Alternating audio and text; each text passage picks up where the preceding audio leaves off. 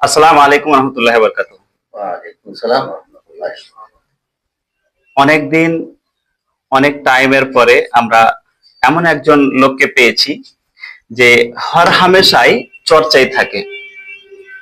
কখনো সংগঠনের নামকরণ নিয়ে, তো কখনো আবার এরিয়াতে যেগুলো অন্যায় অপরাধ হচ্ছে সেইগুলোকে প্র্যাকটিক্যালি ডাইরেক্টলি বিরোধ করার জন্য। তো আবার কখনো চর্চায় থাকে সমাজে এমন একটা গ্রন্থ লিখে চ্যালেঞ্জ করে দিয়ে, যে গ্রন্থের নাম হচ্ছে দোয়া নিয়ে রাজনীতি কেন। যাই হোক, এই আমাদের আজকের প্রোগ্রামের নাম দিয়েছি মিষ্টি টক ঝাল, মানে যেখানে অনেকগুলো প্রশ্ন, খাট্টা মিঠা প্রশ্ন আমরা জবাব নেওয়ার চেষ্টা করব। আর আজকে আমরা পেয়ে গেছি আহলে হাদিস দাওয়া সেন্টারের প্রেসিডেন্ট কারি আব্দুল মাতিন মাজাহারি সাহেব। তাই আমরা দেরি না করে সরাসরি আমরা প্রশ্ন দিকে যাব। কারি সাহেব, যদি একটু আপনার পরিচয়টা দিন। আমার নাম আব্দুল মাতিন। আমার বাড়ি পাকুড়, ঝাড়খণ্ডের মধ্যে পাকুড়। গ্রামের নাম জি। তো এসব অফিস ফফিস মাশাআল্লাহ খুব সুন্দর দেখতে পাচ্ছি। কথা হলো, আপনি এমন কিছু কাজ করেন যেগুলোতে হর হামেশাই যে কোনো সময় মানুষের প্রশ্নের সম্মুখীন হয়ে যান। সময় সময় আমরাও আপনাকে ভুল বুঝি, তারপরে মনে হয় কিছুদিন যেতে যেতে মনে হয় যে না, লোকটা সত্যি যেটা করেছে সমাজের উপকারের জন্য করেছে এবং সঠিক হাদিস কোরআনটা মানুষকে দিতে চাইছে। কিছু সরাসরি প্রশ্নতে আমরা চলে আসি, যদি আপনার কোনো আপত্তি না থাকে। আর তার জন্যই আজকে আমরা প্রোগ্রামের নাম দিয়েছি টক ঝাল মিষ্টি। মানে আজকে এমন কিছু প্রশ্ন উত্তর হবে যেখানে হতে পারে আমাদের ভিতরে ঝগড়া হয়ে যেতে পারে, ঠিক আছে? যাক, এর আগে একদিন আপনার এভাবে আমরা ইন্টারভিউ নিয়েছিলাম, এই টক শো টাইপের। সেখানে আপনি যথেষ্ট প্রমাণ দিয়েছিলেন যে জালসা ক্ষতি কেন, লাভ কেন, এবং এরকম মেলা জালসা বন্ধ করে দিতে হবে কেন। যাই হোক, ওই বিষয়ে আমরা আর কিছু বলছি না, আমরা সরাসরি আসছি।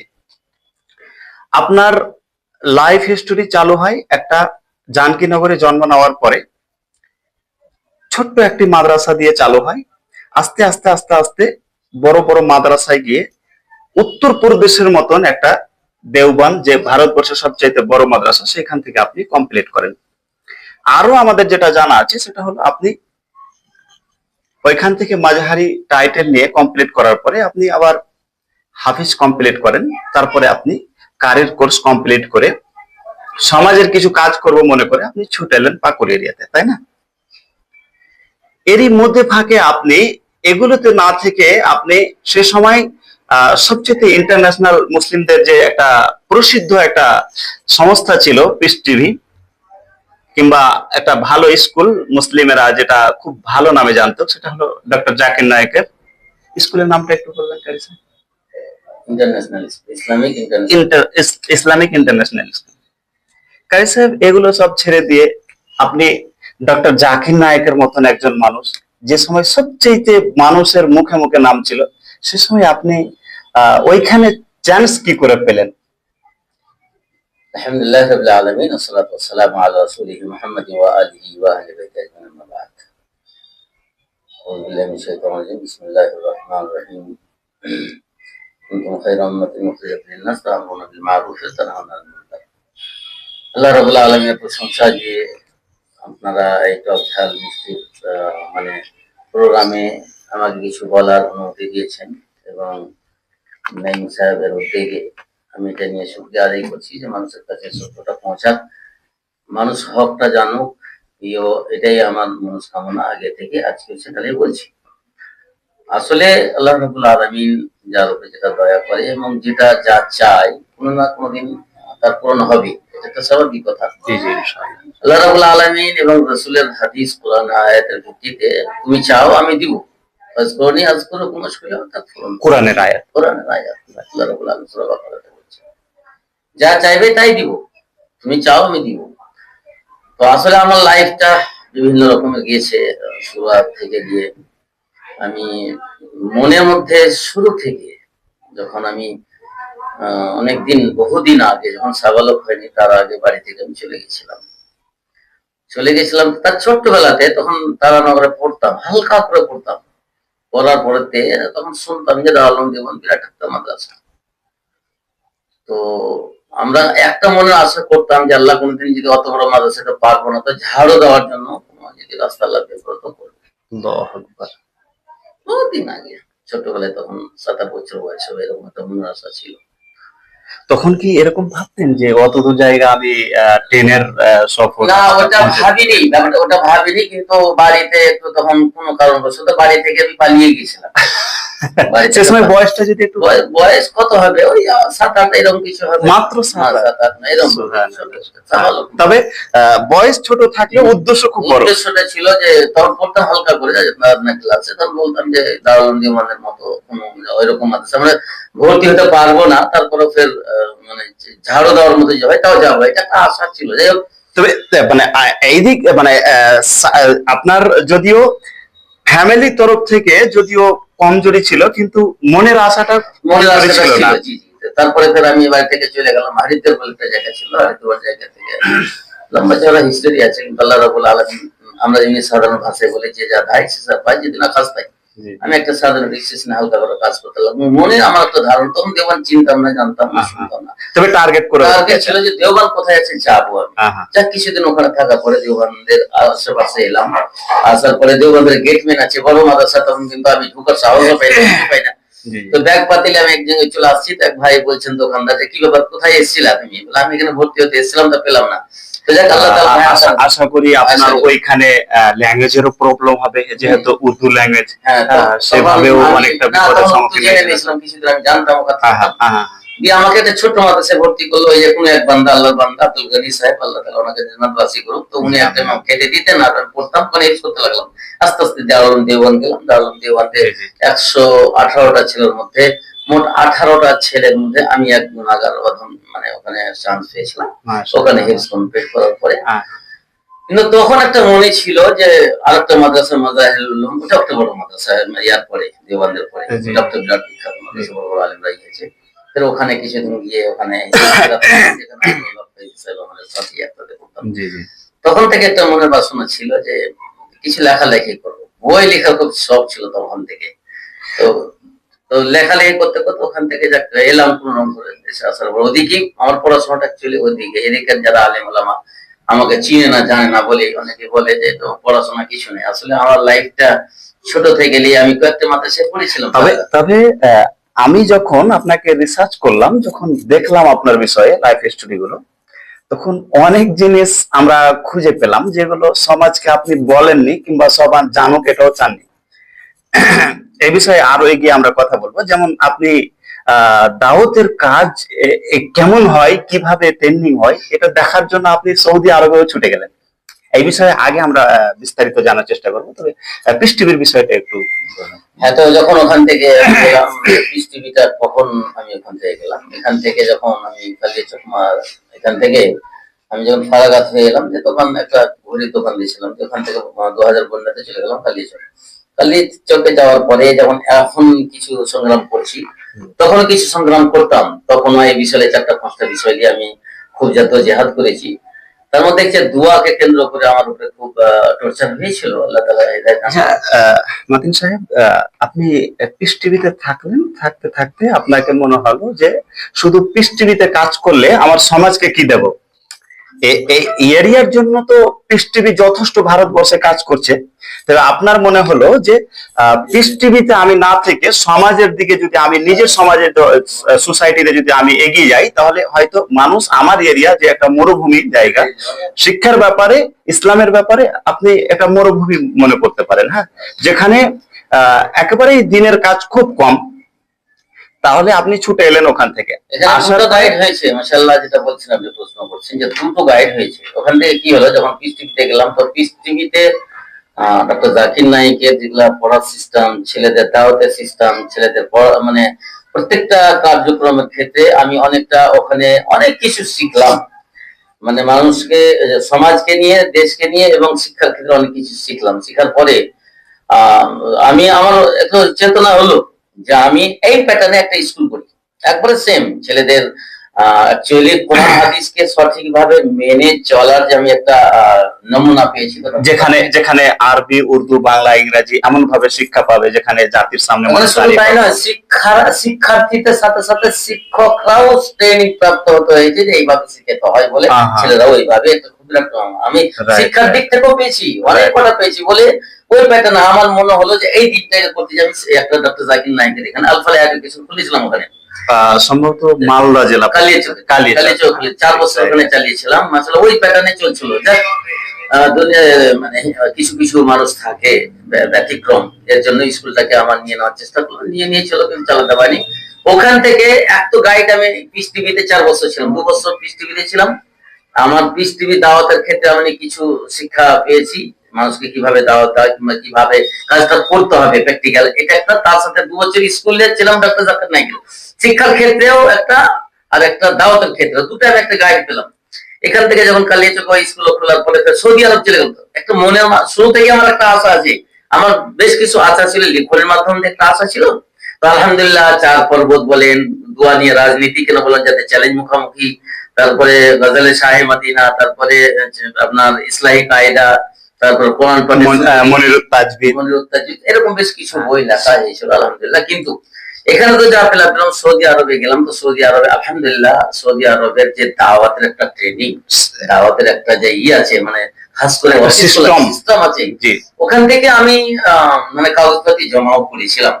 কিন্তু আমি দেখলাম যে ওইখানকার চাইতে আমার দেশ হলো বেশি প্রিয়, ওই জন্য আমার দেশকে বেশি প্রাধান্য দিয়ে আমি 2000 সালে, 2004 সালেও কিন্তু আমি এই দাওয়াতের প্র্যাকটিক্যাল কাজ করেছিলাম কালিয়াচকে। কিন্তু পিস টিভিতে যাওয়ার পরে এবং সৌদি আরবে যাওয়ার পরে আরো যেন আমি ইমানের দিক মানে থেকে আপনার দূরদর্শিতাটা আরো বেড়ে গেল যে দাওয়াতের কাজ কিভাবে মানে আরো এগিয়ে নিয়ে যাওয়া যায় অল্প টাইমের ভিতরে। সৌদি আরব থেকে এসেছি আমি শুরু করেছিলাম, এসে পুরো এলাকা কিছু পড়েতাম। ছোট্ট একটা কথা আমার মনে পড়ে মাতিন সাহেব আপনাকে নিয়ে। সে সময় আমি বাইরে ছিলাম, আর আমার কাছে ফোন এসেছিল, একজন মানুষ বলেছিল যে জানকীনগরের বুকে এমন একজন আলেম এসছে সৌদি আরব থেকে, যার পিছনে নামাজ পড়লে সত্যি মনে হচ্ছে সৌদির ইমামের পিছনে পড়ছি। হ্যাঁ, আর আপনার এগুলো সব সবকিছু একদিকে থেকে গেল, তারপরে আপনি ডাইরেক্ট গ্রাউন্ড ফিলে আপনার এরিয়াতে চলে এলেন। আসলে এরিয়াতে এই জন্য এলাম, আমি সাহাবাদের জীবনে এবং রাসূলদের জীবনে মানে এবং নবীদের জীবনে প্রত্যেকটা দেখলাম প্র্যাকটিক্যাল বাস্তবতার সাথে কাজ না করলে সমাজ সংশোধন হবে না বলে আমি নিজেকে সমাজের জন্য আল্লাহর ওয়াস্তে উৎসর্গ করেছি। যতটুকু পারি 24 ঘন্টা ঘুমাতে গেলে জায়গা পর্যন্ত আমি চেষ্টা করি প্র্যাকটিক্যাল বাস্তবে কাজ করছি। 2021 থেকে সত্য সন্ধান একটা গ্রুপ তৈরি সংগঠন করেছিলাম, তখনও বাস্তবভাবে কাজ করছিলাম। মাতিন সাহেব, কোনো সময় ভয় লাগে না? না, ভয় আমি মানুষকে করি না, একমাত্র আল্লাহ ছাড়া কাউকে ভয় করি না, পৃথিবীতে কাউকে ভয় করি এই জন্য করি না যে আমি নবী সাহাবাদের চরিত্র এবং তাদের অবস্থা দেখে আমার পজিশন এরকম দাঁড়িয়েছে যে অনেক কিছু বিপদের সম্মুখীন হওয়ার পরেও আমাকে ওই তরিয়েছে যার কাজ করি বলে, আর আপনার ভয় লাগে না আমাকে। আব্দুল মাতিন সাহেব, আপনার যে একটা কোরবানি, আপনার যে একটা জিদ্দিজাহাদ, একটা যে আপনার জুনুন, তারপরে আপনার যে একটা লড়াই ইসলামকে সামনে রেখে জাতির জন্য অন্যায়ের প্রতিবাদে, সেটা কিন্তু আমরা মানে অস্বীকার করতে পারছি না। তবে কিছু কিছু প্রশ্ন থেকেই যায় সমাজের ভিতরে, কিছু কিছু প্রশ্ন আপনার উপরে, বিশেষ করে 4-5টা ট্যাগ আপনার আপনার উপরে স্টাম্প লেগেই থাকে। হ্যাঁ, যেমন এ বিষয়ে যদি আপনি যদি বিস্তারিত একটু যদি বলে যদি আমাদেরকে বোঝাবার চেষ্টা করেন, যেহেতু আমরা আজকের প্রোগ্রামের নামই দিয়েছি টক ঝাল মিষ্টি, তাই না? আপনি প্রায় মোটামুটি 5 থেকে 6 বছর সত্য সন্ধান নামে একটা সংগঠন চালালেন, তাই না? চালাতে চালাতে হঠাৎ এমন কি হয়ে গেল আপনাকে, সত্যের সন্ধান চালাতে চালাতে হঠাৎ করে আপনাকে কি এমন হয়ে গেল, কে এমন বুদ্ধি দিলে যে আপনাকে নাম পরিবর্তন করতে হলো, নাম পরিবর্তন করে আপনাকে আহলে হাদিস দাওয়া সেন্টার রাখতে হলো? আসলে ব্যাপারটা সত্য সন্ধান যেটা আমাদের মনের মধ্যে ছিল, সত্য সন্ধানের অর্থটা এটাই ছিল যে সমাজে যেগুলো অন্যায় হচ্ছে এটা সত্যতা বের করে মানুষের সামনে সঠিকটাকে আনা, এটা উদ্দেশ্য ছিল। তাহলে পরিবর্তনটা এই জন্য আনা হলো যে আমাদের কিছু মানে দিনী ভাই যারা মানে সমাজকে বিভ্রান্তের সম্মুখীন করে রেখেছে, তো আমি একজন আলেম, যেমনই ছোট মোটো যেমনই একটা আলেম আছি, কিন্তু মানুষের সামনে প্রকাশ করতে গিয়ে সত্যের সন্ধান কোন সময় খারেজি ফতোয়া দিয়ে দিল, কোন সময় বলে দিল আকিদা ঠিক নেই, কোন সময় আর কিছু ইত্যাদি ইত্যাদি নিয়ে মানুষকে বিভ্রান্তের মধ্যে ফেলার কারণে মানুষকে বুঝাতে চাইছি, তো মানুষ বুঝতে চাইছে না। এই জন্য যে আপনি আহলে হাদিস নন, আপনি হাদিস কোন বুঝেন না, আপনি একটা সত্য সন্ধান আলাদা ব্যতিক্রম মানে সংগঠন। আমি অনেক চিন্তা ভাবনা করে দেখলাম যে আমার সত্য সন্ধান নাম রেখে যদি আমার দাওয়াতের ক্ষেত্রে কোন রকম বাধা বিঘ্ন আসে, তাহলে কাজ ওটাই। সত্যের সন্ধান থাকাকালীন যে কাজগুলো করেছিলাম সেম তার চেয়ে বেশি কাজ হচ্ছে, কিন্তু এই নামটাকে কেন্দ্র করে কিছু মানুষ আজ আমাদের সমাজে এই জন্য হচ্ছে অশিক্ষিত সমাজ, অশিক্ষিত সমাজের ফলে এই জিনিসটাকে বুঝা না বোঝার কারণে শিক্ষার ব্যাপারে আপনারা কি করেছেন কাছে? শিক্ষার ব্যাপারে আমরা এটাই চাইছি যে আল্লাহ রাব্বুল আলামিন যেটা শিক্ষা দিয়েছে প্রত্যেকটি শিক্ষিত লোকের এটা দায়িত্ব আছে যে শিক্ষা, আর শিক্ষার মানে শিক্ষাটা আলো, শিক্ষাটা একটা আলো, দিনের আলো। মাদ্রাসা থেকে পড়ুক, স্কুল থেকে পড়ুক, যে শিক্ষার আলোটা সমাজকে দেওয়ার নাম শিক্ষিত। মাতিন সাহেব, আপনি বেশিরভাগ সময় প্রশ্নের সম্মুখীন হন, আর এগুলো জেনিউন জটিল প্রশ্ন, যেগুলো ডাইরেক্টলি হয়তো আপনাকে মানুষ করতে পারে না, তবে এগুলো প্রশ্ন সত্যি সত্যি আপনার কাছ থেকে মানুষ জানতে চায়। আপনি মানুষকে মেসেজ কি দিতে চাইছেন? আপনি কারি স্যার, আপনি মানে এভাবে কখনো সত্যর সন্ধান, কখনো আহলে হাদিস, তো কখনো পিস টিভি, তো কখনো সৌদি আরব, কখনো এরকম, এভাবে কি আপনি মানুষের ভিতরে একটা প্রভাব বিস্তার করতে চাইছেন, নাকি এরকম ব্যাপার যে আমি এমন কিছু করব সমাজ আমাকে জানুক, সমাজ আমাকে টার্গেটে রাখুক, সমাজ আমাকে মনে রাখুক? যেহেতু আপনাকে আবারও প্রশ্ন ঘুরিয়ে নিয়ে আসছি, যে আপনি ফেতরার সময় ফেতরার জন্য ঝঞ্ঝটে জড়িয়ে যাচ্ছেন, কোরবানির সময় কোরবানির ঝঞ্ঝটে জড়িয়ে যাচ্ছেন, কোথায় নাইট জালসা হবে ওতে ঝঞ্ঝটে জড়িয়ে যাচ্ছেন, তাহলে পরে আপনার আমরা মানে বুঝে উঠতে পারছি না যে আপনার মেন টার্গেটটা কোনটা। নাইট জালসা বন্ধ করা, ফেতরা বন্ধ করে দিয়ে মাদ্রাসা মসজিদ বন্ধ করে দেওয়া, বেশ কয়েকটা সংগঠন সত্যের সন্ধানের নামে চালু করে স্বার্থকে সামনে রেখে আবার সেই সংগঠনকে আহলে হাদিস নাম দিয়ে পরিবর্তন করে দেওয়া, আমার মনে হয় কোথাও না কোথাও আপনার একটা বড় স্বার্থ লুকিয়ে আছে। যে স্বার্থ আছে, স্বার্থটা হলো এটাই, আমি সমাজকে যে পন্থায় হোক, যেভাবে হোক, যেদিক থেকে হোক, সঠিক বার্তাটা পৌঁছে সঠিক রাস্তায় আনাটাই হলো আমার সব থেকে বড় স্বার্থ। এবার একটা কথা মনে রাখতে হবে, কেউ যদি অন্যায় করে, এবার অন্যায় করাটা করলে যে দেখতে ভালো লাগতো, জালসা দেখেন, মাদ্রাসা ভালো, জালসা করা ভালো, কিন্তু ভালো সবই ভালো হবে তা নয়। আর জালসা তলাতে অন্যায় হয়েছে, প্রতিবাদ কে করবে? আপনি করবেন। আপনি ডাইরেক্ট আসুন আমাদের স্টেজে। আমি ডাইরেক্ট কি ডাইরেক্ট দেখা হয়েছে, বলা হয়েছে আমাদের এলাকার পুরো এলাকা, এটা সমস্যার সমাধানকারী সাহেব, আপনি বক্স বাজিয়ে জালসা বন্ধ করে জি না, জি নাই ভাই, আসলে আমরা সত্যের সন্ধান, তখন সত্যের সন্ধান ছিল, তখন সত্যের সন্ধান, তখন প্রত্যেকেই একটা মেসেজ দিত আমাকে, বারবার একটা কথাই বলতো কি যে আহলে হাদিস একটা হলো ছাদ, ওই ছাদের নিচে নিচে এসে কাজ করতে একটা ব্র্যান্ড।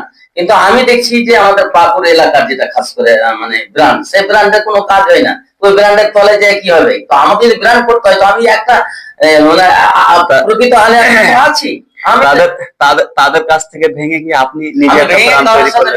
আমি ভেঙে কেউ ওর কার কাছে যাইনি। তাহলে দ্বিতীয় একটা আহলে হাদিস কোন ওহি সংগঠন নয়, আহলে হাদিস কোন ওহি সংগঠন নয়, কিংবা এটা কোন শরীয়তের ভিত্তিতে মান্যপ্রাপ্ত নয়। তারপরে আপনি আপনার আহলে হাদিসকে সঠিক জায়গায় দেখাবার জন্য, মানুষকে সঠিক মেসেজ দেওয়ার জন্য আপনি বড় বড় শেখদেরকে ডেকে আপনারটাকে সার্টিফাইড করাচ্ছেন, আপনি ক্লিন চিট হয়ে যাচ্ছেন যে আমার আহলে হাদিসটাই মানে সঠিক, এরকম কি?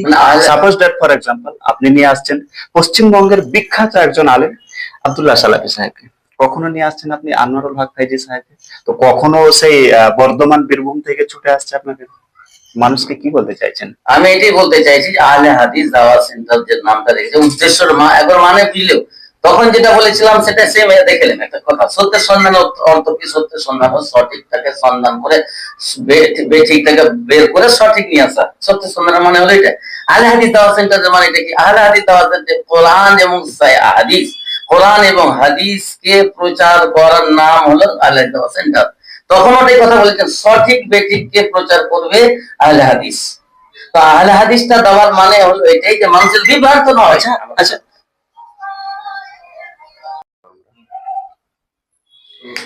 তো যাই হোক কারি সাহেব, আমরা মধ্যখানে একটা ব্রেক নেওয়ার জন্য আমাদের যেটা বিষয় ছিল সেটা একটু হয়তো হাঁটাহাঁটি হয়েছে।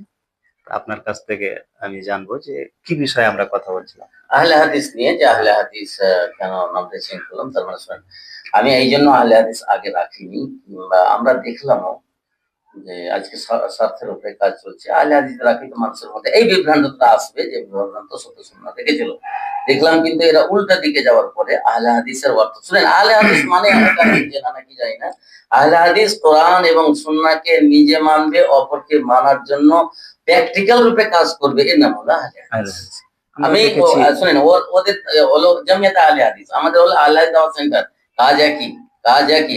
আমাকে বলা হয়েছে, একটা কথা বলা হয়েছিল, যখন মানে আমাদের বাকুর আহলে হাদিস আমার বিরুদ্ধে কথা বলতেছিল কিছু আলেম, তা লোক বললে যে আপনি আহলে হাদিস সাথে আসছেন না কেন? বলে আমি আসবো না, কখন বলেছি? আমাকে ডাকা হয় না। কোন বড় বড় প্রোগ্রাম হলো এখন পর্যন্ত ডাকা হয়নি আমাকে, তো আমি কেমন করে বলবো? কারণ স্যার, আমি বিশেষ করে আমার জীবনটা সাউথ ইন্ডিয়াতে বেশি কেটে গেল। তো আমরা সাউথ ইন্ডিয়াতে বেশিরভাগ অধিকাংশ দেখে থাকি আহলে হাদিস খুব কম করে, ওরা সালাফি বলে বেশি। হ্যাঁ, কেরাল ফেরালের দিকে। যাই হোক, আপনি বললেন যে আপনাকে ডাকে না। ৭৪ জন আলেম মিলে আপনাকে ভবানীপুর মসজিদে ডাকা হয়েছিল। না, ডাকা হয়নি। ডাকা হয় না, ডাকা হয়নি। তারপরে ফের আবার আপনাকে ৭৫ জন ৮০ জন আলেম মিলে ৭৭ জন বাইপাস মাওলানা চকে ডাকা হয়েছিল। ডাকা হয়নি, ডাকা হয়নি। প্রায় আমাদের লোক গিয়েছিল, বাইরে গেট চাপা ছিল। ডাকা হয়নি আমাদেরকে। বলা হয়েছিল, এমনও প্রমাণ আছে, কোন মাদানী সাহেব, নাম বলছি না, মাদানী সাহেব এসে জিজ্ঞাসা করলে যে কার বিরুদ্ধে বসা হয়েছে, তখন বলা হয়েছে যে আব্দুল মাতিন সাহেব বলছে নাই, যে ও নাই তাহলে আর থেকে আর কি করবো, এরকম ব্যাপার। তাহলে বুঝতে পারা যাচ্ছে যে আব্দুল মাতিন সাহেবকে ডাকলে অবশ্যই যেতেন। হ্যাঁ, যেতাম অবশ্যই। আমি সবসময় তৈয়ার আছি, আমি প্রতিটি মুহূর্ত তৈয়ার আছি যে আমি আহলে হাদিস দাওয়াত সেন্টার নাম করেছি, আমার কাজ কর্মে কোনো ভুল থাকলে আমাকে দেখাবে, আমি সরাসরি এটাকে মেনে নিয়ে সংশোধন করার চেষ্টা করবো। আরো একটা আমার মধ্যে একটা যেটা ছিল, যে কোনো পোস্ট করি সত্য সন্ধান থাকাকালীনও এবং আহলে হাদিস দাওয়াত সেন্টার করাকালীনও আমি প্রত্যেকটা পোস্টের মধ্যে লিখে দিই, আলেম ওলামাকে দাওয়াত দিও বলি যে এই পোস্টের মধ্যে যদি কোনো ভুল থাকে তো সংশোধন করবে, দল মানতে রাজি আছে। মাতিন সাহেব, আমি এটা বুঝতে পারি না, এই এলাকাতে অনেক বড় বড় মাদানী সালাফি আলেম আছে, তবে কি কন্টেক্টটা ঠিকাটা শুধু আপনার কাছেই?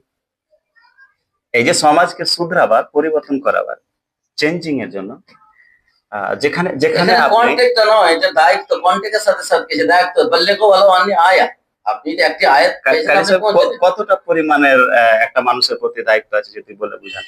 ও যতদূর সম্ভব ওর পক্ষে, যতটা ওর জ্ঞান আছে, আল্লাহ তাআলা ওই কথা, যতটুকু তোমার কাছে জ্ঞান আছে তুমি যেটাকে ভালো মন্দ, যেমন একটা মানুষের জীবনে, তার জীবনে ভালো মন্দ বেছে নেওয়ার যতদিন পর্যন্ত ক্ষমতা না হয়েছে, ততটা শিক্ষা অর্জন করা তার উপরে ফরজ আছে। ঠিক আছে? আবার কথা হলো, সমাজে যাই অন্যায় হয়েছে, যেদিক থেকে অন্যায় হয়েছে, ওর চোখে যদি কোরআন হাদিসের দৃষ্টিতে, ওটাই ওর উপরে দায়িত্ব আছে। আলা কুল্লুকুম রাইন ওয়া কুল্লুকুম মাসউলুন আন রাইয়াতিহি। আল্লাহ রাসূল সাল্লাল্লাহু আলাইহি ওয়াসাল্লাম বলছেন যে প্রত্যেকটা দায়িত্বশীল। আমি যেটুকু পড়ে এসেছি, দু অক্ষর যেটাই পড়েছি জয়কে, ওটা আমার আমার দায়িত্ব আছে অতটুকু পৌঁছে দেওয়া। এবার কে করবে না, মাদানি হোক আর মাক্কি হোক আর শেখ হোক, তারা যদি না করে, এর জন্য কোরআন হাদিস দায়ী নাই। সময় সময় আপনি এভাবে নিজেকে মানে প্রমাণ করছেন, হাইলাইট করছেন, যেভাবে মানে আপনি সোসাইটিতে একেবারেই প্রভাব বিস্তার করে রাখতে চান। আমি সাপোজ না না সাপোজ আমি- দ্যাট ফর না, এক্সাম্পল, আমার দায়িত্ব নিভাতে গিয়ে যদি কেউ মানুষ এটাকে ভাবে, সেটা ভুল। আমি ওটা বলি। যেমন যেমন আপনি যে সময় দোয়া নিয়ে, হাত উঠা দোয়া নিয়ে তুমুল ঝগড়া, চারোদিকে খুব ঝগড়া মারপিট, সে সময় আপনি একটা বই লিখে ফেললেন, দোয়া নিয়ে রাজনীতি কেন, কেউ যদি প্রমাণ করতে পারে ১০,০০০ ৫,০০০ টাকা এই একটা পুরস্কার।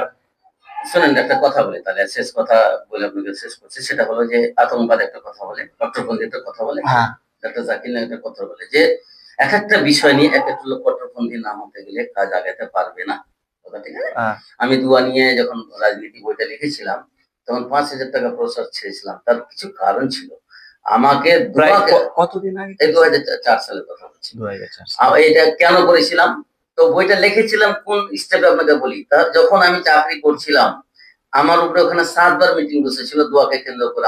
ওরা আমার উপরে ফোর্স করছে যে আপনি দোয়া করবেন না চাকরি ছাড়বেন।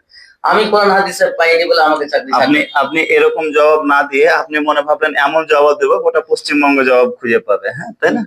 এবার ওখানে যখন আমার উপরে 7 বার টর্চার করলে, 7 বার একই ভাষায় আমি বললাম। আমি বললাম, পরিষ্কার কথা বললাম, মাদ্রাসা কমিটি আর সবাই বললো, আমরা পুরো পৃথিবীর মালে যদি একদিকে হয়ে যাও, তাও আমি আমার জায়গাতে হচ্ছি না। এই জন্য যতক্ষণ পর্যন্ত আমি দলিল না পাবো, আমি দলিল পাইনি, আমি দোয়া করতে রাজি না। আমার সাথে আমার তিনটে চাকরি ছুটেছিল, এই 3 দিনের মধ্যে 3টা চাকরি ছুটেছে।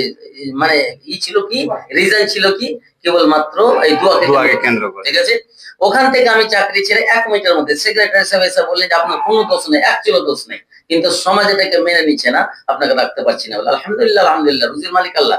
সাথে সাথে এসে এখানে চাঁচকির মাটিতে আমি কাঠের দোকান দিয়েছিলাম, কাঠের। ওখান থেকে কাঠের দোকানে বসে বসে দোয়া নিয়ে রাজনীতি কেন বইটা লিখেছিলাম, 5,000 টাকা বসে ছিল। আজ পর্যন্ত বইটা অব্দি আছে, আজ পর্যন্ত 5,000 টাকা নিয়ে যেতে পারিনি। আর আলহামদুলিল্লাহ, যে জায়গাটা থেকে আমাকে চাকরি বরখাস্ত করা হয়েছিল সে জায়গায় নাই। কিন্তু একটা কথা, কট্টরপন্থীর মানে হলো আপনি এখান থেকে যাবেন, ধরলে একটা ডাক্তার ইঞ্জেকশন দিচ্ছে, তো ইঞ্জেকশনটা খাতারনাক জিনিস। ডাক্তার যদি এটা মনে করে যে কে জানি সুইটা ভেঙে যাবে, এই পার থেকে ওপার হয়ে যাবে, তো অনেক Success হবে না। সাকসেস হতে পারবে কি পারবে না। আমি আমার জায়গাতে দেখলাম যে আমি হক না বাতিল, সেটা যতক্ষণ পর্যন্ত আমি আমার জায়গায় দাঁড়িয়ে না থাকবো ততক্ষণ পর্যন্ত হবে না। আমি যে কোনো কাজ করছি, এটা আমি সঠিক করছি না বেঠিক করছি, আমি তখনই বুঝতে পারবো যখন আমার বিরুদ্ধে কেউ দাঁড়াবে আর আমাকে প্রমাণ করতে পারবে। আমি আমার জায়গাতে আমি কঠোর এই জন্য হয়ে আছি যে আমি দেখতে পাচ্ছি যে এটি হক, আর এই হককে আমি আখেরাতে যাবো। মালেন সাহেব, আপনাকে নিয়ে যারা আপনাকে একটু হালকা একটু শত্রুর চোখে দেখে, তারাও তাজ্জুব বা কনফিউজ থাকে যে এর সংসার চলে কি করে। সংসার চালায় এটা কথা তাহলে বলে। তাহলে তাহলে তাহলে একটু ইনকাম সোর্সটা যদি বলতেন আমাদেরকে। না, ওমা মিন দাব্বাতিন ফিল আরদি ইল্লা আল্লাহু রিজকুহা। যখন আল্লাহ তাআলা সৃষ্টি করেছেন চলনে ওয়ালা, রিজির মালিক আল্লাহ। বাকি আমার কোন দিক থেকে আলহামদুলিল্লাহ কোনো হারাম মানে উপার্জন নেই, কিংবা অনেক লোক ভাবে যে সৌদি আরব থেকে কিছু আছে, আলহামদুলিল্লাহ সেটাও নেই। এরকম কিছু নেই। না, আলহামদুলিল্লাহ অনেক লোক এখনো ভাবে, এখন পর্যন্ত ভাবে। আমার সামনে নয়, চাঁদখির একটা দোকান আছে, ওই দোকান থেকে আমার চলে। এখন হয় 2-4-5 মাস থেকে হয়তো আল্লাহ রাব্বুল আলামিন দুজন ছেলেকে আলেম করেছেন, একটা হাফেজ আর একটা হলো মওলানা, বউ গেল আলহামদুলিল্লাহ আলেমা দুটোই। ওরা কি যার যতটুকু আলহামদুলিল্লাহ, এতে আমি খুশি আছি। আমরা এত সন্তুষ্ট আছি যে সংসার চলে যাচ্ছে, কারোর কাছে দ্বারস্থ হতে হয় না, আর হারাম পর্যন্ত খেতে হয় না। যাই হোক, কারি আব্দুল মতিন সাহেব, আপনাকে অনেক কথাই করলাম। যেহেতু আমাদের প্রোগ্রামটার নামই দিয়েছিলাম টক মিষ্টি ঝাল, লাস্ট একটা কোশ্চেন করে আমরা ছেড়ে দেবো। সেটা হলো যে আপনারা এই আহলে হাদিস দাওয়া সেন্টার যতদিন থেকে করেছেন, নামকরণ করেছেন, নাম দিয়েছেন, তারপরে থেকে কিন্তু আমি দেখছি সোশ্যাল মিডিয়ায় একটা ঝড় তুলছেন আপনারা। কখনো প্যাডেল গিয়ে প্রোগ্রাম, পায়ে হেঁটে গিয়ে প্রোগ্রাম, তো কখনো মসজিদে গিয়ে প্রোগ্রাম, তো কখনো আবার টোটো ভাড়া করে, মানে একটা যে একটা মেসেজ আপনারা পৌঁছাচ্ছেন, এতে কি আপনারা সফল মনে হচ্ছেন? মানে একটু কি আপনাদের এরকম মনে হচ্ছে যে আমাদের লাভ, সমাজের লাভ হচ্ছে, এরকম কিছু? জি হ্যাঁ, অবশ্যই। সাহাবা কেরামরা প্র্যাকটিক্যাল কাজ করেছে বলে তো আমাদের আজকের পর্যন্ত এগোতে পেরেছি। আমাদের অনেক লোক প্রমাণ আছে প্র্যাকটিক্যাল বাস্তব রূপে কাজ করতে গিয়ে। অনেক ভাই নামাজি হয়েছে, অনেক ভাই নিশাদ্রব্য ছেড়েছে, অনেক ভাই মদ ছেড়েছে, জুয়া ছেড়েছে। আমাদের সংগঠনে সব থেকে বড় নিয়ামত, আমাদের সংগঠনে যতটি লোক নতুন আর পুরাতন এসেছে, কোনো লোক বেনামাজি নেই, 1 নম্বর পয়েন্ট।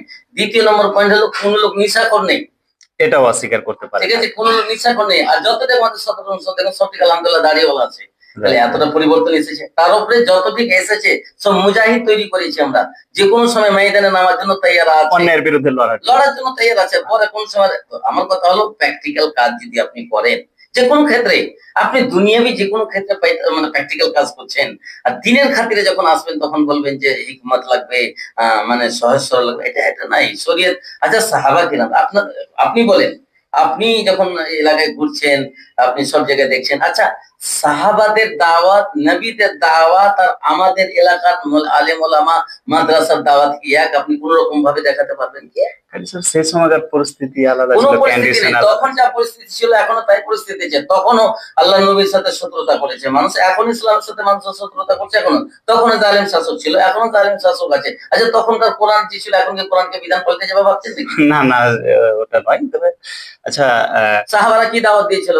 সাহাবারাও ইসলামের দাওয়াত দিয়েছিল, এখনো এই দাওয়াত দিয়ে রেখেছে। মাতিন সাহেব, প্রায় মানুষ তো বলছে ফিরে এসো আল্লাহর দিকে। আপনি কিভাবে বলছেন মানুষকে যে ফিরে এসো আল্লাহর দিকে, যে আপনার কথাই হামেশাই ঝঞ্ঝট ঝামেলা লেগে থাকে? আসলে শুনেন, আমরা একটা মানে ব্যাপারটা আছে, ঝঞ্ঝট ঝামেলা লেগে থাকার মানে হলো যে আমরা জাগ্রত মানুষকে জাগাতে চাইছি, এটা নাকি নাকি হর হামেশাই চর্চায় না না, টিকে থাকতে চাইছেন? জাগ্রত মানুষকে জাগানো যায় না। আমরা যাদের কাছে আসলে প্র্যাকটিক্যাল, আমাদের দাওয়াতটা উচিত ছিল তাদেরকে অমুসলিমদেরকে দাওয়াত দিতে যাওয়া, দাওয়াতে গিয়ে চর্চার মধ্যে আসতো না। এখন কি হয়েছে, মানে আমাদের নামধারী মুসলিমদেরকে আমরা দাওয়াত দিতে যাচ্ছি, আর তার বিরোধিতা কে করছে? ওই মুসলিমদের আমাদের আলেমরাই করছে। আহলে শুনেন, এখানে আল্লাহ রাব্বুল আলামিন যে বলেছেন সূরা তওবার মধ্যে যে আহবার আর রুহবার, মানে কিছু আলেম ওলামা হবে যারা বিভ্রান্ত করবে। আজকে আমাদের আহলে হাদিসের মধ্যে, অন্য ধর্মের কথা বাদ দেন, আহলে হাদিসের মধ্যে আমাদের আলেমদের মধ্যে বিভ্রান্ত করেছে সমাজকে, বলে আজ আমরা ভাবছি কি যে আমরা হচ্ছি, মানে বিফল যাচ্ছি। বিফল যাওয়ার কারণ হলো যে ঘরের যদি লোক চোর থাকে তাহলে বাইরের চোরকে পালানো কঠিন। মতিন সাহেব, কোথাকার ইনকাম সোর্স নেই, বাইরে থেকে পয়সা নেই, মাশাআল্লাহ। অফিস তো বিদেশি ডিজাইনের। দেখেন, এটা তো কাজ ওর, এটা তো কাজ ওর। আমি কালকে পরে যখন দাওয়াত দিতে কন্টিনিউতে, একটা লোক বলতো যে আপনি প্র্যাকটিক্যাল, আপনাকে কথা বলছি, অনেক জায়গায় এই প্রশ্নটা আমার কাছে আজ আপনি যেমন বললেন, বলছে যে আপনি যে রোজ এরকম দাওয়াত দিয়ে বেড়াচ্ছেন, তো আপনার ছেলে মেয়ে কি খাচ্ছে? আমি তাকে প্রশ্ন করেছিলাম যে আপনার বাড়ি আজ পর্যন্ত, আজ 5 বছর থেকে এতগুলো মসজিদ, এতগুলো জুমা খুতবা যে তালিম, কোনোদিন কি বলতে পারে কারোর কাছে আমি এক কাপ চা খাই? কি কোনোদিন কি বলেছি যে আমার সংসার চলে না, আমাকে 10টা টাকা দেন? কিংবা কোনোদিন কি কেউ প্রমাণ দিতে পারবেন যে আমার ছেলে মেয়ের কাছে ভিক্ষা দেওস্ত হয়েছে? এটা বলতে পারবেন? আমি যার কাজ করছি সেই তো খেতে দিবে, কিন্তু রুজির মালিক কে? রুজির মালিক তো ওই। দেখুন, ওই মালিক আছে, তাহলে আপনাকে আমার চিন্তা করার দরকার নেই, চিন্তা করুন ওটাই যেটার জন্য এসেছি, বুঝলেন? এখানে সোর্স দেখতে হবে না। এইটুকু যেটুকু কাজ হচ্ছে, আমি আরো একটা আপনাকে আহলে হাদিস দাওয়াত সেন্টার সবচেয়ে যেটা বৈশিষ্ট্য, সবচেয়ে মূল্য কথা, আপনার মূল্যবান কথা বলছি। একেবারেই চাঁচকি ধুলিয়ান মেন রোডের একেবারে সাঁটাসাঁটি অফিস আপনার। দেখলে কেন আছে একটা কার বলি, আর বরকত, তাই যে বলে কিনা যে হালাল পয়সার বরকত আছে। 2021 থেকে নিয়ে এখন 2026 পর্যন্ত আমার কোন সদস্য এবং কোন লোক বলতে পারবে না। আমি আমি আমি একটা জিনিস বুঝতে পারি না, মানুষ আপনার এত বিরোধ করছে, ফের এত যুবক ছেলেও সাথে আছে। ওটা তো জাদুটা একটু লজিকটা বলুন। মানে লজিকটা হলো যে আমি হক হকই থাকে, হক সবসময় উজাড় হয়। নাকি নাকি একেবারেই জান্নাতের আশা দিয়ে সবকে বুঝিয়ে না, দেন? জান্নাতের আশা তো দিন আমরা দিই, সঠিক পথে এসে জান্নাত পাবে। আমার কাছে এসো জান্নাতে, একেবারে না না না, আমরা আলহামদুলিল্লাহ পরিষ্কার ভাষা, আমার সত্যের সন্ধান ছিল তখন আহলে হাদিস দাওয়াত সেন্টার আছে, একটা টাকা এই সংগঠনে হারাম টাকা ঢুকে না, আপনার সংগঠনে, বেনামাজির টাকা ঢুকে না, হারাম টাকা ঢুকে না। এটা আপনার সংগঠনে প্রায় দেখছি যুবক ছেলে। এটা যুবক ছেলে এই জন্য যে সমাজকে উন্নয়ন করার জন্য, সমাজকে সংশোধন করার জন্য যুবকরা হলো মেন। আল্লাহ রাসূল সাল্লাল্লাহু আলাইহি ওয়াসাল্লাম যখন যুবক ছিলেন, হিজবুল ফজল একটা সংগঠন করেছেন, যুবকরা খালি করেছিলেন। আজকে যুবক সমাজকে ধ্বংস করবে তাও যুবক, আর সংশোধন করবে তাও যুবক। এটা কি যেন গুরুত্বপূর্ণ খুব কথা বললেন যে আল্লাহ নবী সাল্লাল্লাহু আলাইহি ওয়াসাল্লাম একটা সংগঠন করেছেন, হ্যাঁ, হিজবুল ফজল নাম ছিল। হ্যাঁ, তখন করেছিলেন, তখন এই সমাজ সংশোধন উদ্দেশ্য করেছিলেন। তখন তো আহলে হাদিস ছিল না, ঠিক আছে, করেছিলেন।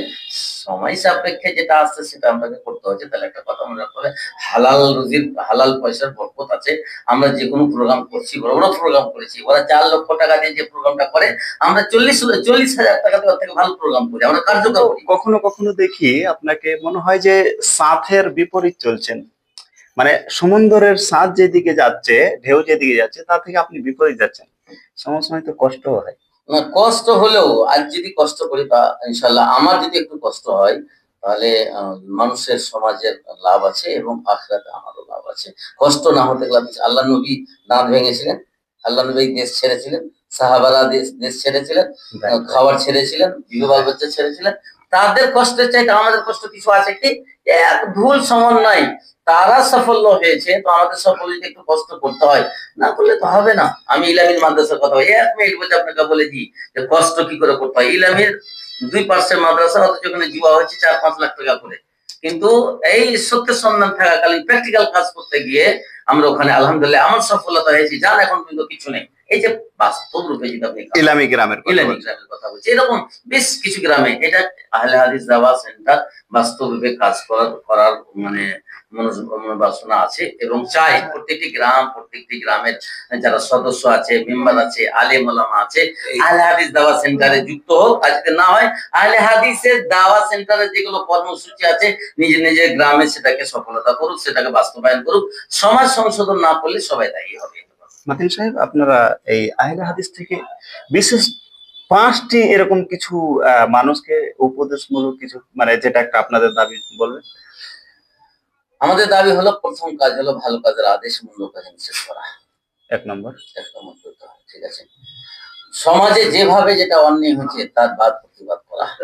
হুম। তৃতীয় নম্বর হলো যে যত ভালো কাজ করো 5 টাইম বা জামাত নামাজ পড়া। আর চতুর্থ নম্বর হলো যে কোনো ভাবে মানে ব্যবসা করা হোক, চাই যে করে হালাল উপার্জন খেতে হবে। হালাল উপার্জন খেতে গেলে এইসব সমস্ত জিনিসগুলো আগে আসবে। হালাল উপার্জন খেতে হবে, তারপরে ভালো ভালো কাজের আছে, মন্দ কাজে নিষেধ করতে হবে, 5 টাইম বা জামাত নামাজি হতে হবে, সমাজ সংশোধনে নিজেকে মানে উৎসাহ জাগাতে হবে, নিজে হতে হবে, আর হক কথা হক কথা বলতে হবে। 4টা বিষয় আল্লাহ রাব্বুল আলামিন বলছে, এই 4টা বিষয় হলো আমাদের আহলে হাদিসের বৈশিষ্ট্য। আপনার 4টা বিষয় বলতে একটা এগুলো বলেই যুবকদেরকে ধরে রাখছেন। জি হ্যাঁ, আমরা তাদেরকে এই জন্য তো বলে রাখবো যে 4টা কাজ করো, তাহলে তোমরা সেই আমি চেন্নাইয়ের মাটি থেকে আপনার ভিডিও দেখলাম, 100, 200, 300 একেবারেই টাটকা যুবক, ইয়ং। আপনার ব্র্যান্ড আহলে হাদিস দাওয়া সেন্টারের টি শার্ট কোথা থেকে হয় কারি সাহেব এগুলো? এগুলো আল্লাহর দান। আপনি যেদিকে যাবেন, মানজাত তাওয়াজাত, যেদিকে যাবেন আল্লাহ আপনাকে বাড়িয়ে দিবে। আমরা দেখেছি আলহামদুলিল্লাহ, হালাল পয়সার বরকতও আছে, আর এতে মানুষের মধ্যে যেটা দেখেন, এটা কোনো কথা নয় যে শত্রুতা হবে না। শত্রুতা না হলে কাজ করতে মজাও লাগে না। আল্লাহ রসুল সাল্লাল্লাহু আলাইহি সাল্লামের জামানাটা আমার তো সামান্য, আল্লাহ রসুলের মতো দয়াশীল, দয়াবান, রহমাতুল্লিল আলামিন যাকে বলেছে, তার শত্রুতা তো কম ছিল না। তার মাধ্যম দিয়ে কাজ করেছে আল্লাহ রাব্বুল আলামিন। তাকে মেরেছে, পিটেছে, মেলা কিছু হয়েছে। সবাই সবাই যখন প্রপার্টি, ধন দৌলত এগুলো নিয়ে ব্যস্ত, আপনি তখন যুবকদেরকে একসাথে জড়ো করে অন্যের প্রতিবাদ করতে যাওয়ার জন্য ব্যস্ত। হ্যাঁ, তো ফ্যামিলি থেকে কোনো প্রেসার আছে না, চাপ আছে না? আসলে ওটাকে আমি প্রাধান্য দিই না। ওটা প্রাধান্য আমাকে আল্লাহ এবং আল্লাহ রসুলের বিধানকে প্রাধান্য দিতে হবে। আমি অন্যায় কাজের জন্য নিজের ফ্যামিলিকে। কালকে শুনলাম কালকে আপনাদের একটা প্রোগ্রাম আছে, বাইক র্যালি আছে, তাই না? কোথা থেকে কোথা? আমরা বাইক র্যালি চাঁচকি থেকে শুরু করবো, অজিতনগর, ভবানীপুর থেকে, ওদিক থেকে সাবাজপুর, পাঁচা, নপাড়া, সাগরঘাট, সীতারামপুর, ভাষাইপাকর, ইসলামপুর, দোগাছি, চাঁদপুরে নিয়ে যাব। আমাদের কাজ হলো মানুষের কাছে সবকে ডেকে, প্রায় মোটামুটি লোক সংখ্যা মানে 800 500 হলে হতে পারে, এখন বলা যায় না। মানে বাইকে হবে, এখন যদি 40 মোটরসাইকেল হয়তো এরকম লোক হবে। আমরা ওদের থেকে অনেক কিছু দিতে চাই। আপনার সহযোগীরা বলছে প্রায় 60-এর ঊর্ধ্বে, 60 প্লাস বাইক। যদি আমরা গত 1-2 হপ্তাহ যে গিয়েছিলাম, তখন ওদের 60-এর উপরে লোক ছিল। যেহেতু বাইকের বিষয়টা আপনার কাছে সেরকম ভাবে ক্যালকুলেশন নেই, আপনার সহযোগী যারা আছে আপনার অফিসে কথা বলে বুঝতে পারলাম, ওরা বলছে যে 60 প্লাস বাইক। যাই হোক, দেখা যাক সময়, মানে মানুষের তো আজকে হয়তো যতক্ষণ শুনে একটা কথা, যে মানে আগে থেকে কোনো কথা বলা যাবে না, যতক্ষণ তো প্র্যাকটিক্যাল না যাবে। তবে কালকের জন্য জোরতাল চলছে, যাবো ইনশাল্লাহ। এটা একটা কথা আছে, এটাতে আমি আশা করি যে আমরা যে ময়দানে নেমেছি 20টা পয়েন্ট আছে, ইনশাল্লাহ ওটাও মানে সেদিন কালকে প্রকাশ হবে। 20টা পয়েন্ট নিয়ে যাবো। এটা পুলিশ প্রশাসন আলহামদুলিল্লাহ সহযোগিতা আছে, এবং পুলিশ প্রশাসন চাই যেগুলো সমাজ সংশোধন উদ্দেশ্য। আমরা যে পয়েন্টটা করছি, আমরা কোনো রাজনীতির বিরুদ্ধে নাই, এবং কোনো প্রশাসন সরকারের বিরুদ্ধে নেই। আমরা চাই অন্যের বিরুদ্ধে যে কোনো সমাজ সংশোধন, সমাজ সংশোধন হলো আমাদের সোসাইটি ভালো হোক, ভালো হোক, সবাই এখান থেকে কিছু ভালো মানুষ, ভালো যুবক, ভালো ভাই বাবা মা তৈরি হোক, মা বাবার আদর্শবান তৈরি হোক, সুদ মুক্ত হোক, তারপরে ছেলেরা স্মার্ট তৈরি হোক, ভালো লেখাপড়া হোক, 2-1 কারি মাতিন সাহেবের মতন তৈরি হোক। না, আমার মতন তৈরি হতে হবে না, বরঞ্চ মুজাহিদ তৈরি হতে হবে, হকের আলো যেন পৌঁছে তৈরি হতে হবে। আমি নিজেকে ভালোটা ভাবছি না। আমি যদি ভালো তো হওয়া উচিত ছিল, যতটা হওয়া উচিত ছিল ততটা না। আমার উচিত ছিল যে আমি মানুষকে সরাসরি অনেক কিছু প্রতিবাদ করি, সমাজে করি, চেষ্টা করছি আলহামদুলিল্লাহ। Thank you for your good advertise, জাজাকাল্লাহ। আপনার অনেকটা মূল্যবান টাইম আমরা নষ্ট করলাম। তবে লাস্ট একটি শুধু এটা মানে বলে আপনার কাছ থেকে বিদায় নেব। মাতিন সাহেব, পড়াশোনা আপনার উত্তরপ্রদেশে হলো, এত সুন্দর জায়গাতে পড়াশোনা হলো, যেখানকার এত মিষ্টি ভাষা গোটা ভারতবর্ষ জুড়ে মানুষ জানে। এত সুন্দর জায়গায় পড়াশোনা করে আপনার যে ভাষা সেটা একটু নরম করা যায় না?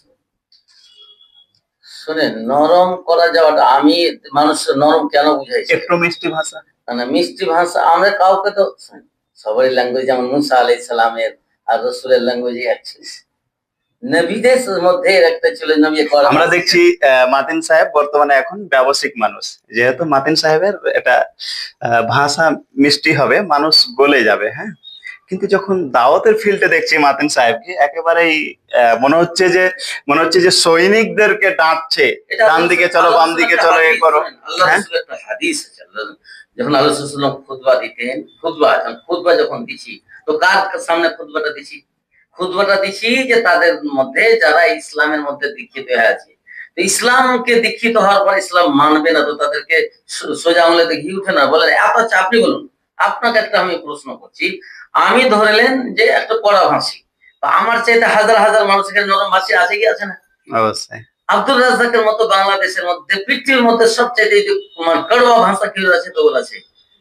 আর এর চাইতে মিষ্টি, মধুর মতো মিষ্টি, চিলের মতো মিষ্টি, শাহের মতো মিষ্টি, দুধের মতো একবার পরিষ্কার পরিচ্ছন্ন ভাষার পরেও যতটা পরিবর্তন আব্দুল রাজ্জাকের দিয়ে হয়েছে, আমি মনে করতে পৃথিবীতে কোনো আলেমের মধ্যে হয়নি। কিন্তু কড়া ভাষা, আমি আমার জায়গাতে আমি দেখতে পাচ্ছি, আমি কড়া ভাষা বলে কড়া ভাষাতে কাউকে গালি দিচ্ছি না, কিন্তু একটা কথা আছে, মানে ফুলের বাগানে যেতে গেলে ফুল সবই, কোন ফুলের বাসা মানে সেন্ট করা হয় তো কোনটা, তাই বলে কি ফুলকে ফেলে দিবেন আপনি?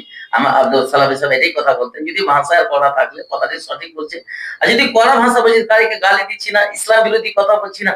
কিন্তু একটা কথা হলো, আমি আমার বাস্তব রূপে আমি দেখতে পাচ্ছি যে প্র্যাকটিক্যাল কাজ, একটা কথা নয়, একটা মনে রাখতে হবে, যাকে যত বেশি ভালো করে ভালোবাসে তার উপরে বেশি আকৃষ্ট হয়।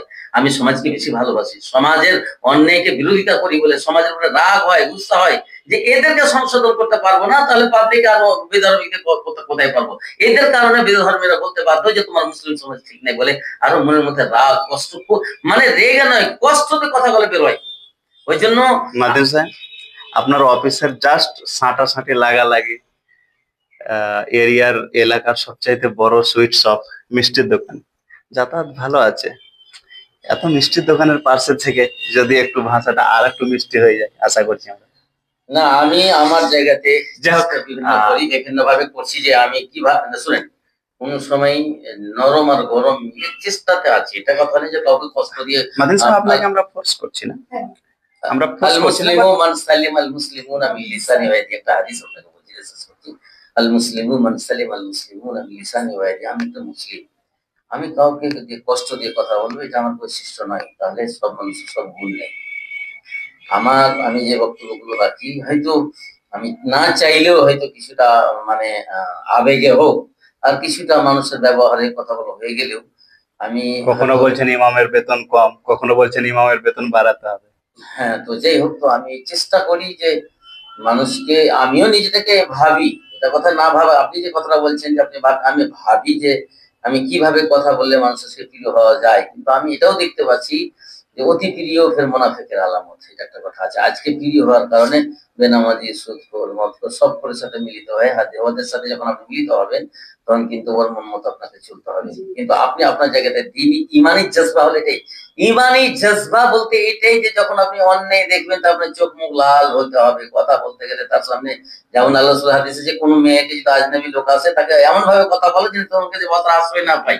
আজকে আমাদের মুসলিম সমাজে এমন অবস্থা দাঁড়িয়েছে, বলতে বাধ্য, এটা কড়া ভাষা না বলতে গেলে, কড়া ভাষা যদি বলছি, কড়া ভাষা আমার বৈশিষ্ট্য না, কড়া ভাষা রাসূলুল্লাহ সাল্লাল্লাহু আলাইহি ওয়াসাল্লাম খুতবার মাধ্যমে বলেছেন। কিন্তু আপনি যখন আমরা দাওয়াতে যাই, আপনি তো দেখেছেন, ভিডিও দেখেছেন না? আচ্ছা বলুন তো, আমরা ভিডিওতে দাওয়াতে যাই তো কিভাবে কড়া ভাষা বলি?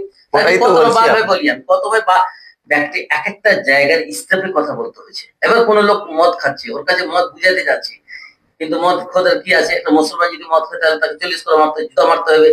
এখন ওই লোকটা যদি বুঝাতে গিয়ে যদি ইরখামও দেখায়, তাহলে হাদিস কি বলছে, তাহলে জুতো মারো তাহলে। তা ওই জায়গাতে আমাকে কড়া ভাষা ব্যবহার করতে হয়েছে। মেম্বারে উঠে প্রত্যেকদিন 52টা খুতবা হওয়ার পরে সমাজ কেন সংশোধন হবে না?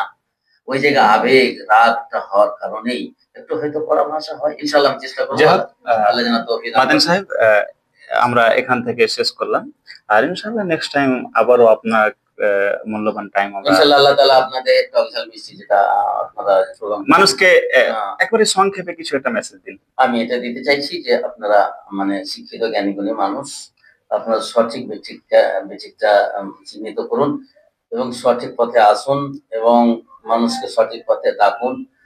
ইহকাল পরকালে সাফল্যের জন্য চিন্তা ভাবনা করুন। আসলে দুনিয়াটা অল্প জীবনের, অল্প সময়ের জীবন। এর মাধ্যম দিয়ে আমাদেরকে সঠিক পথ আনতে হবে, সঠিক পথে আসতে হবে, নিজে বাঁচবো এবং সমাজকে বাঁচার জন্য চেষ্টা যেভাবে হয়, প্র্যাকটিক্যাল করে হোক, বুঝানোর ক্ষেত্রে হোক, দাওয়াতের ক্ষেত্রে হোক, প্রোগ্রামের মাধ্যম দিয়ে হোক, তালিমের মাধ্যম দিয়ে হোক, আমরা সবাই চেষ্টা করবো। আল্লাহ যেন তৌফিক দান করেন। ওয়া আখিরু দাওয়ানা আলহামদুলিল্লাহি রাব্বিল আলামিন। আসসালামু আলাইকুম ওয়া রাহমাতুল্লাহ। ওয়ালাইকুম আসসালাম।